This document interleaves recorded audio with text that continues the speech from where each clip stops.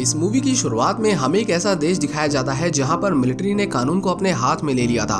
वो औरतों, बूढ़ों और यहाँ तक कि बच्चों को भी बेरहमी से मार रहे थे।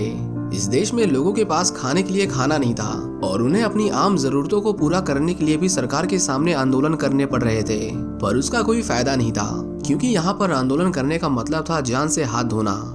लेकिन इन सब में कुछ लोग ऐसे भी थे जो उस देश को छोड़कर भागना चाहते थे और वो उसके लिए सरकारी अफसरों को उनकी मुंह मांगी कीमत देने को तैयार थे।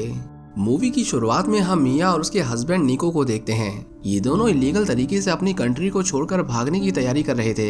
मिलिट्री की नजरों से बचते हुए अपने एजेंट के पास पहुंचते हैं जो उन्हें बॉर्डर पार कराने वाला था। हम देखते हैं कि वो एजेंट उसकी मजबूरी का फायदा उठाता है और वो उससे और पैसे मांगता है, जिसके बाद निको को उसके मिया की रिंग भी देनी पड़ती है। उस कंटेनर में उनके साथ और भी कई लोग थे जो इस देश को छोड़कर भाग रहे थे।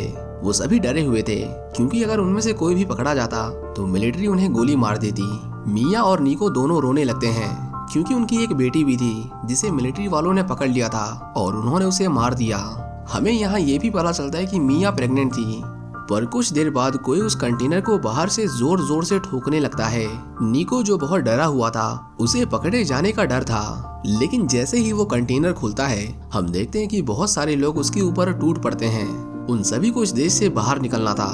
वो कंटेनर बहुत ज्यादा भर गया था, जिसके बाद उनमें से कुछ लोगों को बाहर निकालकर दूसरे कंटेनर में शिफ्ट किया जाता है। निको उन्हें समझाने की कोशिश करता है कि उसे इसी कंटेनर में रहना है, उसके साथ उसकी बीवी और उसका बच्चा है, पर वो लोग उसकी नहीं सुनते और निको को फोर्सफुली दूसरे कंटेनर में डाल दिया जाता है। मिया जो पहले से घबराई हुई थी वो निको के उससे दूर चले जाने से और डर जाती है। मिया निको को फोन करती है और वो उसकी कंटेनर के नंबर को याद कर लेती है। निको फोन पर उसे बताता है कि वो अंदर किसी पर भी भरोसा ना करे, उसे संभल कर रहना होगा और उसे चिंता करने की जरूरत नहीं। उसका कंटेनर उसके कंटेनर के पीछे ही लोड किया जा रहा है। मिया उसे फोन काटने से मना करती है, पर उन्हें बैटरी बचानी थी, इसीलिए निको उसे फोन काटकर उसे स्विच ऑफ करने के लिए कहता है।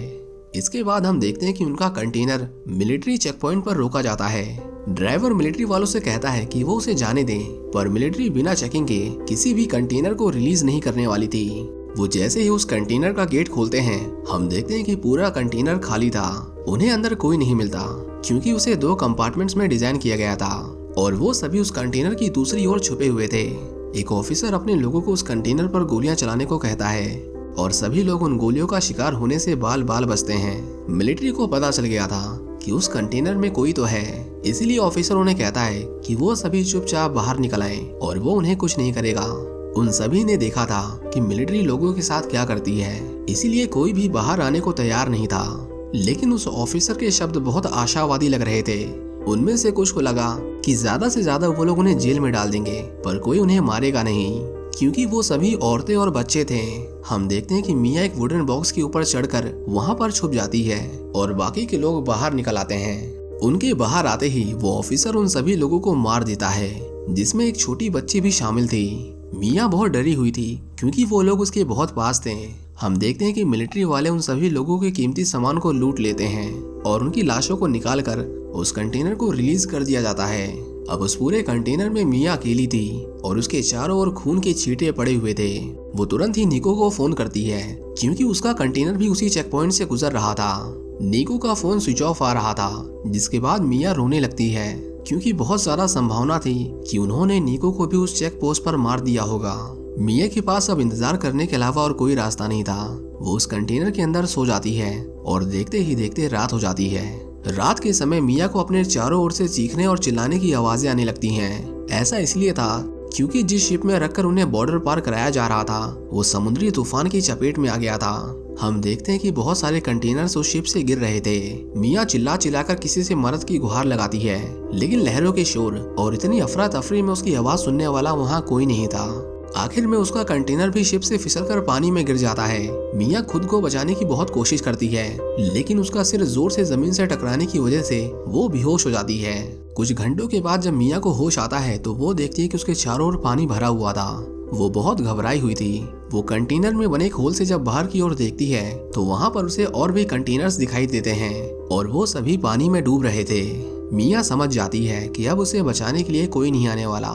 उससे बाहर लोगों के चिल्लाने की आवाज आ रही थी और जब वो दूसरी ओर जाकर देखती है तो उसे वहाँ पर वही कंटेनर दिखाई देता है जिसके अंदर निको को डाला गया था। वो सभी लोग डूब रहे थे और उन्हें बचाने वाला कोई नहीं था। मिया निको को फोन लगाती है पर उसका फोन स्विच ऑफ था। इसी तरह वो अपने हस्बैंड को भी बाकी लोगों के साथ पानी में डूबकर मरता हुआ देखती है। ये उसके लिए बहुत दुख की बात थी कि वो उसे बचा नहीं पाई और अब उसके पास भी जीने की कोई वजह नहीं थी। मिया एक पॉकेट नाइफ से अपनी नस काटकर सुसाइड करने की कोशिश करती है, लेकिन जैसे ही वो चाकू अपनी नसों के पास लेकर जाती है, हम देखते हैं कि उसका बच्चा उसके पेट पर लात मारता है। मिया अपने बच्चे को बचाना चाहती थी और उसे जिंदा रखने के लिए उसका जिंदा रहना भी जरूरी था। वो सुसाइड नहीं करती और वहां से बाहर निकलने के रास्ते ढूंढने लगती है। उस कंटेनर के अंदर इम्पोर्टेड टीवी, ईयरफोन्स और बहुत सारे प्रोडक्ट्स थे, लेकिन खाने का कोई सामान नहीं था। इसीलिए मिया को उसके अंदर से बाहर निकलना होगा, लेकिन उससे भी पहले उसे कंटेनर में पानी भरने से रोकना होगा, क्योंकि अगर कंटेनर डूब गया तब तो उसे कोई भी नहीं बचा सकता। उसे अंदर बहुत सारे टपरवेयर के टिफिन बॉक्सेस मिलते हैं। मिया उनकी सील की रबर को निकालकर उस कंटेनर के होल्स को भरने लगती है और अंदर जो पानी पहले से भरा हुआ था वो उसे एक पाइप की मदद से बाहर निकाल रही थी। इसी तरह कुछ दिन और बीत जाते हैं और एक दिन मिया को एक अननोन नंबर से फोन आता है। वो जब उस फोन को उठाती है तो फोन पर निको था। उसकी आवाज सुनकर मिया बहुत रोने लगती है, क्योंकि उसे लगा था कि वो मर चुका है। दरअसल जब उन एजेंट्स को पता चला था कि मिलिट्री कंटेनर्स को चेक कर रही है तो उन्होंने कुछ लोगों को पहले ही वहां से बाहर निकाल दिया था। मिया उसे बताती है कि उसका कंटेनर समुद्र में गिर गया है और उसके चारों ओर सिर्फ पानी ही पानी है। निको उसके लिए बहुत डर गया था, पर वो उसे शांत रहने को कहता है और उसे कहता है कि वो उसे ढूंढ लेगा, लेकिन तब तक उसे जैसे भी हो सके जिंदा रहने की कोशिश करनी है। इसके बाद एक रात मिया देखती है कि समुद्र में तूफान फिर से उमड़ने लगा था। उसके लिए वैसे ही हजारों मुश्किलें थीं कि तभी एक और दिक्कत उसके सामने आकर खड़ी हो जाती है। हम देखते हैं कि उसकी डिलीवरी का टाइम आ चुका था। मिया अपने बच्चे को जन्म नहीं देना चाहती थी, लेकिन ये उसके हाथ में नहीं था। हम देखते हैं कि उसे उसी पानी के अंदर अपने बच्चे को जन्म देना पड़ता है और इस तरह उसका बच्चा सही सलामत इस दुनिया में आ चुका था। अगले दिन मिया उसे साफ करती है और उसे गर्म कपड़े पहनाती है। हम देखते हैं कि उसके पास खाने के लिए बस एक ब्रेड का टुकड़ा और एक चॉकलेट थी, जिसे वो हर दिन धीरे धीरे करके खा रही थी। उसका बच्चा तो दूध पीकर भी जिंदा रह सकता था, लेकिन एक दिन उसके खाने का सामान खत्म हो जाता है। मिया के पास बाहर निकलकर समुद्र में कुछ खाने के लिए ढूंढने के अलावा और कोई ऑप्शन नहीं था। उसे अंदर एक बैटरी से चलने वाली ड्रिल मशीन मिलती है और वो उस कंटेनर से निकलने के लिए उसकी छत पर छोटे छोटे छेद करने लगती है। उसके शोर से उसका बच्चा बहुत रो रहा था। वो उसे चुप कराने की कोशिश करती है, लेकिन उसका बच्चा चुप होने का नाम ही नहीं ले रहा था। हम देखते हैं कि मिया ने उस कंटेनर में बहुत सारे होल कर दिए थे, लेकिन आखिरी कुछ होल्स करते समय उस ड्रिल की बैटरी खत्म हो जाती है और वो उस कंटेनर से बाहर नहीं निकल पाती। मिया के पास अब खाने के लिए कुछ नहीं था। वो भूख से धीरे धीरे मर रही थी। हम देखते हैं कि अपना पेट भरने के लिए मिया को अपनी अम्बिलिकल कॉर्ड को ही खाना पड़ता है और अब उसके पास इतनी एनर्जी थी कि वो कुछ दिनों तक और जिंदा रह सके।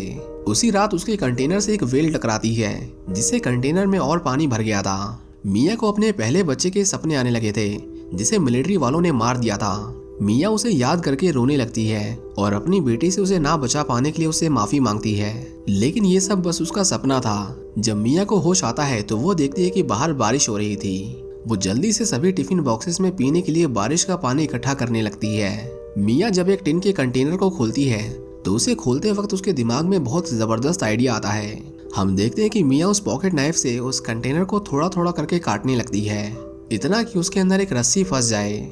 उसके बाद मिया अपने वेट से उस स्टील की चादर को मोड़कर बाहर निकलने का रास्ता बना देती है। वो तुरंत बाहर निकलती है और उसने बहुत दिनों बाद खुले आसमान को देखा था। मिया को वहाँ पर बहुत सारी मछलियाँ दिखाई देती हैं। वो उन्हें पकड़ने की कोशिश करती है, पर यह काम इतना आसान नहीं था। हम देखते हैं कि उसके ऊपर से एक प्लेन गुजर रहा था। मिया उसे आवाज लगाने लगती है, पर शायद ही उसकी आवाज को कोई इतनी ऊपर से सुन पाता। मिया एक शीशे के टुकड़े से उनकी ओर रिफ्लेक्शन मारती है, लेकिन उस शीशे को लाते दौरान उसका पैर कंटेनर के नुकीले लोहे में फंसकर बुरी तरह से लहूलुहान हो गया था। अगर मिया उसका इलाज नहीं करती तो उसे जल्द ही इन्फेक्शन हो जाता और वो गैंग्रीन जैसी खतरनाक बीमारी का शिकार हो सकती थी। मिया एक कॉपर वायर से अपने घावों की स्टिचिंग करती है और उसके ऊपर अल्कोहल डाल देती है। उसे इससे बहुत दर्द होता है, लेकिन अब उसके जिंदा रहने के चांसेस बढ़ गए थे। मिया वहाँ पर पड़े बहुत सारे ईयरफोन की वायर से एक फिशिंग नेट बनाती है और एक बार फिर से वो ऊपर मछली पकड़ने चली जाती है। हम देखते हैं कि उसने इस बार सक्सेसफुली एक मछली को पकड़ लिया था। वो उसे कच्चा ही खा जाती है और अब उसके जिंदा रहने की संभावना बढ़ गई थी। मिया इसी तरह हर दिन उस कंटेनर से पानी बाहर निकालती थी लेकिन धीरे धीरे उसके बंद किए हुए सभी होल्स पानी का प्रेशर झेल नहीं पा रहे थे और अंदर पानी भरता ही जा रहा था, इतना कि अब अगर उसे कोई बचाने नहीं आता तो मिया पानी में डूब जाती। एक रात मिया को निको का फोन आता है। मिया जानना चाहती थी कि वो अभी तक कहाँ पहुंचा, पर उसे निको के फोन पर दर्द से कहारने की आवाज आती है। निको उसे बताता है कि उसे गोली लगी है और उसका बहुत सारा खून बह रहा है। दरअसल जब निको फिर से कंटेनर में घुसने की कोशिश कर रहा था, उसी वक्त मिलिट्री ने उसे पकड़ लिया। निको उनके हाथों से बचकर भाग तो गया, लेकिन अब वो शायद ही बच पाएगा। मिया उसके लिए रोने लगती है, पर निको उससे एक वादा करने को कहता है कि वो उसके बच्चे को मरने नहीं देगी, और इसी के साथ निको की सांसें रुक जाती हैं और वो मर जाता है। मिया को उससे किया हुआ वादा पूरा करना था, इसीलिए वो उस कंटेनर के बाहर निकलती है और वो उन टिफिन बॉक्सेस में हेल्प का मैसेज लिखकर समुद्र में फेंकने लगती है, इस उम्मीद में कि वो किसी न किसी को मिलेगा और वो उसे बचाने आएंगे। हम देखते हैं कि मिया के उस घाव में सूजन आने लगी थी और उसे इन्फेक्शन हो गया था। धीरे धीरे उसका पूरा कंटेनर भर जाता है और उसके पास ऊपर आकर मदद के लिए चिल्लाने के अलावा और कोई रास्ता नहीं था। मिया जब उन टिफिन बॉक्सेस से अपने बच्चे के लिए नाव बना रही थी, तभी वो वहाँ पर एक सीगल को देखती है, जिसका मतलब ये था कि वो सतह के पास ही थे। मिया अपने उस आखिरी चॉकलेट को लेने के लिए उस कंटेनर के अंदर जाती है, पर वो तो तैरता हुआ कंटेनर के दूसरी ओर चला गया था। उस तक पहुंचने की कोशिश में मिया का पैर रस्सी में फंस जाता है और वो उस कंटेनर के साथ नीचे की ओर जाने लगती है। वो पानी में बहुत नीचे की ओर आ चुकी थी और डूबते ही चली जा रही थी। मिया समय रहते उस रस्सी को काटकर ऊपर आती है, लेकिन ऊपर पहुंचकर वो देखती है कि वहां पर उसका बच्चा नहीं था। मिया उसे ढूंढने की बहुत कोशिश करती है, पर वो अब उससे दूर जा चुका था और अंधेरे में उसे ढूंढ पाना नामुमकिन था। कुछ देर बाद हम देखते हैं कि वहां पर एक व्हेल आती है। वो मिया के नीचे से गुजर रही थी और वो उसका शिकार होने से बाल बाल बचती है। हमें पता है कि व्हेल्स के सिर पर 2 होल्स होते हैं, जिसमें से वो पानी बाहर फेंकती है। वो व्हेल भी जब पानी फेंकती है तो उसके कुछ छींटे उस बच्चे के ऊपर आकर गिरते हैं और गीला होने की वजह से वो बच्चा रोने लगता है। मिया उसके रोने की आवाज का पीछा करती है। वो आखिरकार अपने बच्चे के पास पहुंच गई थी। इसी तरह इंतजार करते करते रात बीत जाती है और वो भी समुद्र में मदद की उम्मीद में अपनी जान बचाने की कोशिश कर रहे थे। हम देखते हैं कि मिया धीरे धीरे बेहोश होने लगती है। वो अपने बच्चे से माफी मांगती है, क्योंकि उसे लगता था कि उसकी वजह से ही आज उसका बच्चा जिंदगी और मौत के बीच में फंसा हुआ है। दूसरी ओर हम एक मछुआरे को देखते हैं जो समुद्र में मछलियां पकड़ने आए थे, पर उनके हाथ एक भी मछली नहीं लग रही थी। एक लड़की देखती है कि कुछ सीगल्स के झुंड ने किसी चीज को चारों ओर से घेर लिया था। वो जब उसके पास जाते हैं तो उन्हें वहाँ पर मिया की बेटी मिलती है, जिसे उन लोगों ने सही सलामत रेस्क्यू कर लिया था। उन्हें आसपास और कोई दिखाई नहीं देता, क्योंकि मिया बेहोश होकर पानी में डूब गई थी। वो औरत देखती है कि उस बच्चे की नाव में एक रस्सी बंधी हुई थी। उस रस्सी में वजन था, जैसे कि कोई चीज उससे बंधी हुई थी।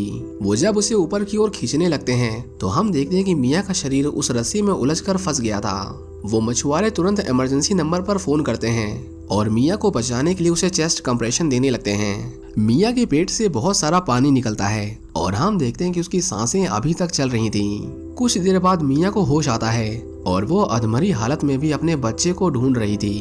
वो लोग मिया को उसका बच्चा वापस लौटा देते हैं और मिया को पता चलता है कि वो समुद्र में तैरते तैरते आयरलैंड पहुंच गई थी। उसे तो विश्वास ही नहीं हो रहा था कि वो और उसकी बेटी जिंदा हैं। इसी के साथ ये मूवी यहीं पर खत्म हो जाती है। आई होप कि आपको ये सर्वाइवल मूवी पसंद आई होगी। Thank you for watching.